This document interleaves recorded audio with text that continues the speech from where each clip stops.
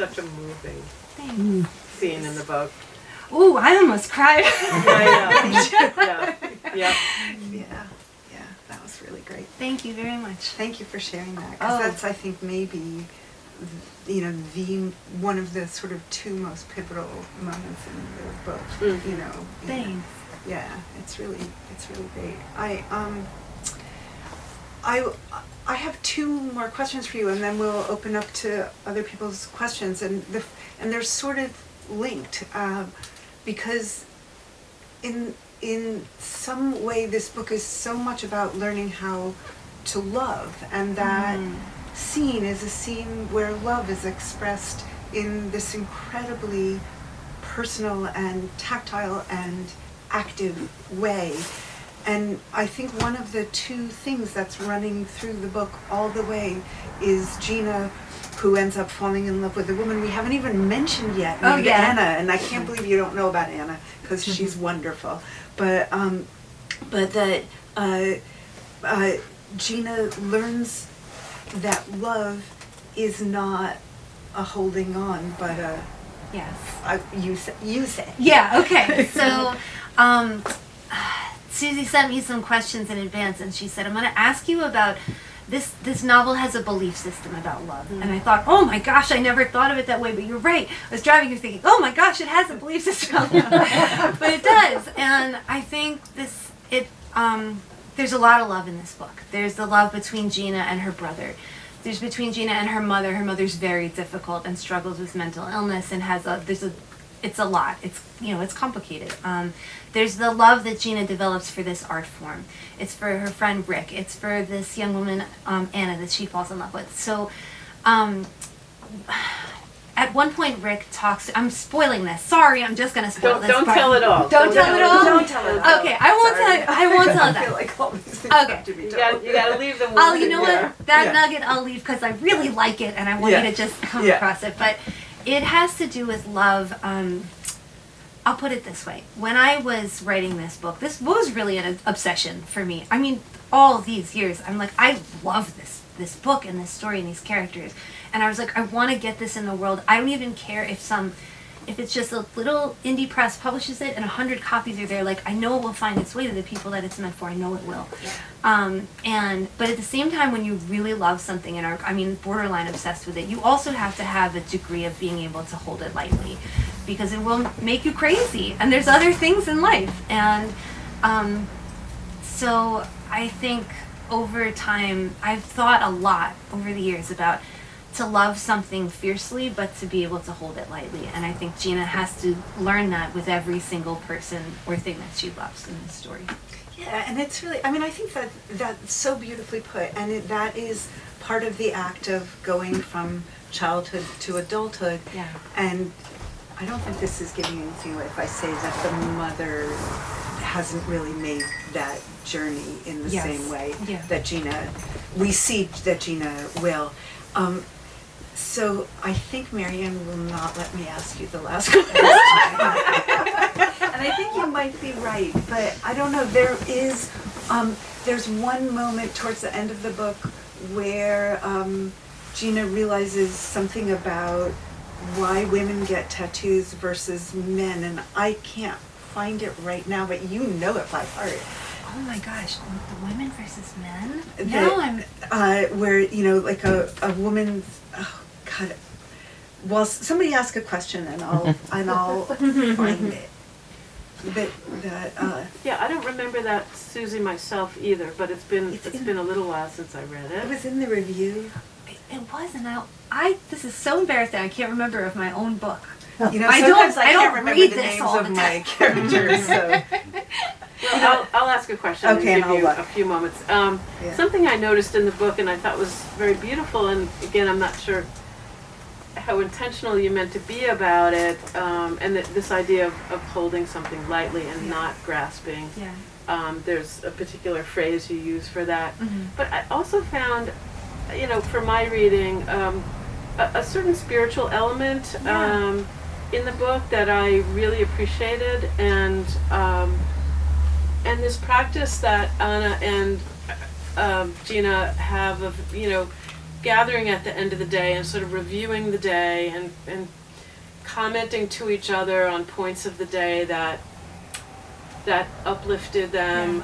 It reminded me of this Ignatian practice of the daily examen, and I didn't know if that was, that you intended that, or if you wanted to speak about any aspect of that or not. I wasn't thinking of that specific Ignatian practice, but I'm familiar with it, and now I'm really delighted. Oh, great. And I'm also, it means a lot to me that you noticed that in the book. I think there's a lot of spirit in this book, and a lot of writing this book was a spiritual thing for me. And it was like a devotional practice.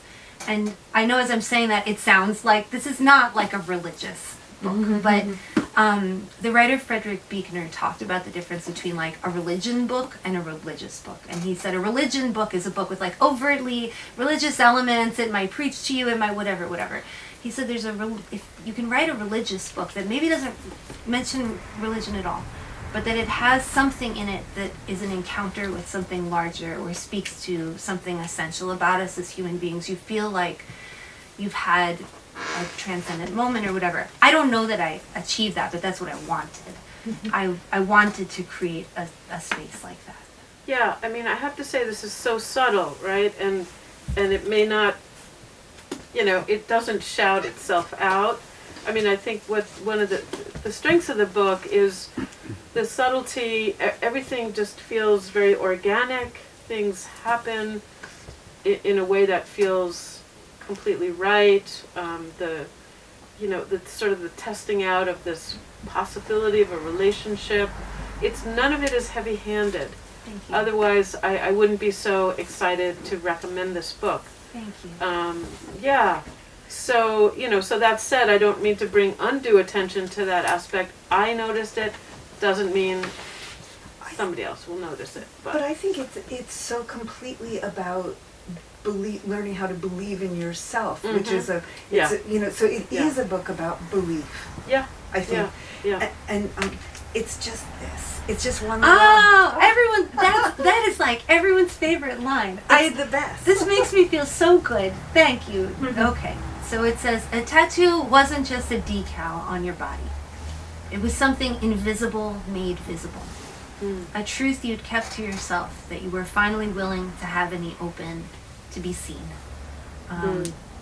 Thank you very much for finding that. I love it so much. So. Yeah, that's pretty cool. Yes.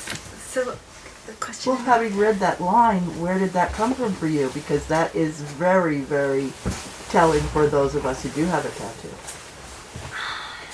I think in the course of writing the book, and it taking so long, and as I was telling someone before this, I probably wrote 300 or 400 pages that are not even in this book. I wrote and threw out and wrote and threw out, and during that process, it's thinking like, what is this really about? What is it really, really about? And in one of the very final drafts, I just one day thought, oh, it's the invisible made visible. And I have a chalkboard on my closet door, like I cover with chalkboard paper, because that's how I outline things and make notes. And I was like, invisible made visible. Like, I don't know, what is it? Like, sometimes an idea comes to you and you're like, I don't know, I have to, that's something about that. I don't know. And I think that's, some people get tattoos just for fun, and that's great too. Whatever, you get a Venus flytrap on your thigh or whatever it might be, like, that's cool. It could just be decorative, but for me, my tattoos very much are something that I thought about and incubated and then was willing to have visible.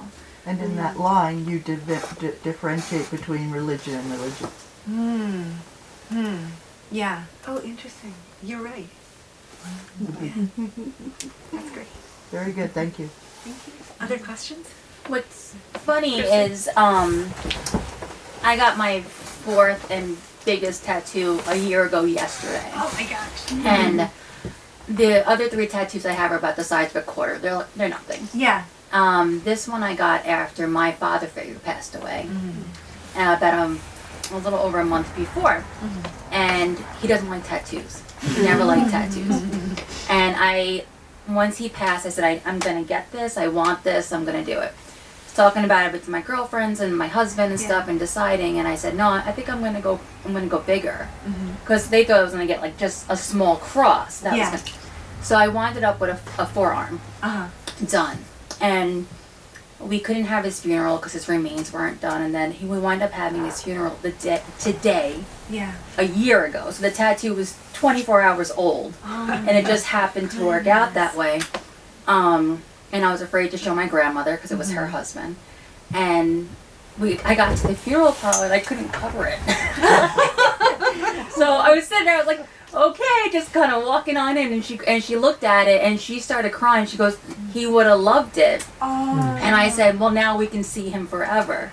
So what you're saying, because I have not read the book yet, and having the invisible made visible, every day I see it, and it reminds me of two things about him that I love and that I'm rooted in. So I would say that line is pretty spot on for what it's worth. I love it. I'm so sorry for your loss. Thank you. Because that's still pretty recent. But thank you for sharing that story. Yeah, it's one of those things that you don't realize. Everybody gets them for their own reasons. And my family was kind of like, you know, when I said I was going, when I got my first 3 mini little things, and when I came in with this, and they were all like, okay, perfect. Like, and it was like one of those things, like, so hearing, like, putting someone back together through that, it makes sense. I love that. Thank you.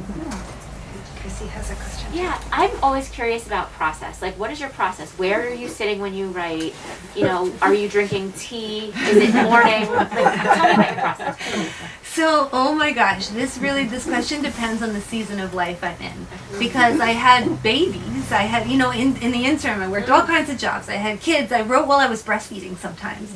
I would have, like, the baby in one arm and like be typing with the other, and he would fall asleep and I'd be like, oh sweet, and I'd just like type some more. He'd start to wake up and I'm like, just like I wrote in my car, I wrote at cafes, I wrote I can't even count the number of different places I wrote.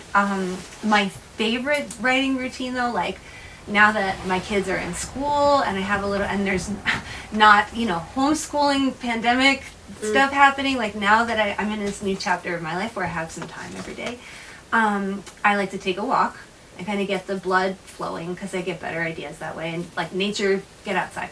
I get a hot cup of coffee, I get a glass of ice water, I sit at my desk, I light a candle. I know this is very elaborate, but it's all like, it's like a bedtime routine or any other thing that it triggers your brain that like we are gonna do some writing now, you know.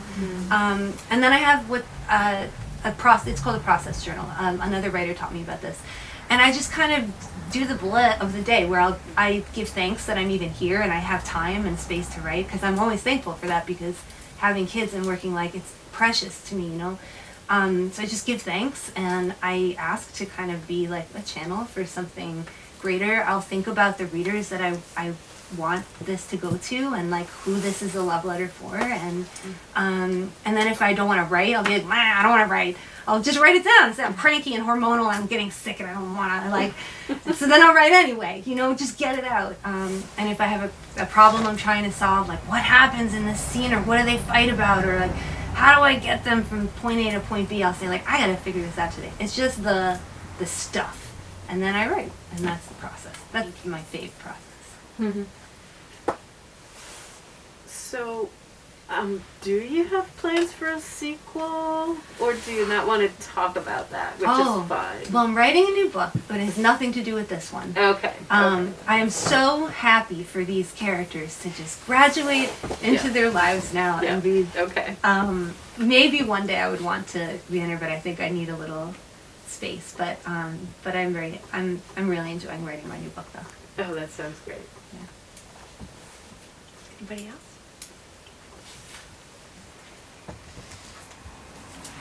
This was absolutely wonderful. Yeah, Thank you so thank much. you.